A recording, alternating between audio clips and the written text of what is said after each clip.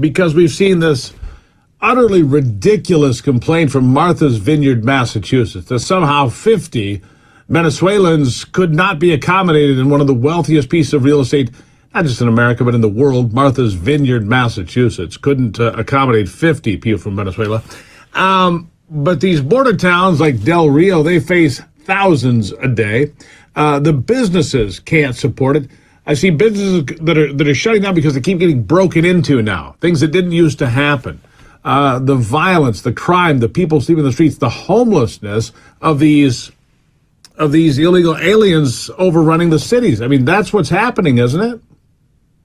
Yes, it is. And just for context, I mean, 50 migrants at Martha's Vineyard, that's what we get within 30 minutes here in Eagle Pass. We're seeing groups of 500 at a time, 1,000, 1,500 throughout the day, each day. And one of the businesses that's being impacted the most is funeral homes. There's so many deaths now at the border, whether they're drowning, dehydration, that the funerals can no longer take these bodies. They don't have space for them. And now it's affecting their service to the local community. And the directors that I've spoken to, they told me it's from a business standpoint, it's hurting us drastically to the point where we can't be of help to our community because we're having to take all these bodies in. So now we're having to turn them away.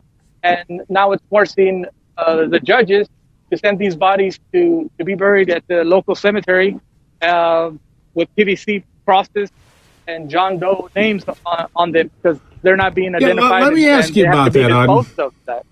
Let me ask you about that because I've also heard reports, you're right there, I've heard reports that refrigeration trucks are being brought in because the number of bodies are so numerous in some places. There's no way to accommodate those in the funeral homes or the morgue or whatever might be available. So they're bringing in refrigerated trucks because the number of deaths, and you're right, it's not being reported. People drown in the river every day. People are raped and murdered.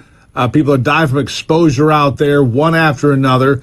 What about those refrigeration trucks just to help handle the number of bodies that are piling up? Yes, that's correct. As far as I know, the city of Laredo had to bring in a second truck, and Eagle Pass is also considering bringing in one because there's so many bodies that they need that extra space to hold these all these bodies. And also, just for context, a funeral home director said we used to deal with these bodies maybe once every 6 months. Now we're having to do one a day. That's how many bodies we're having to deal with, and it's affecting our business.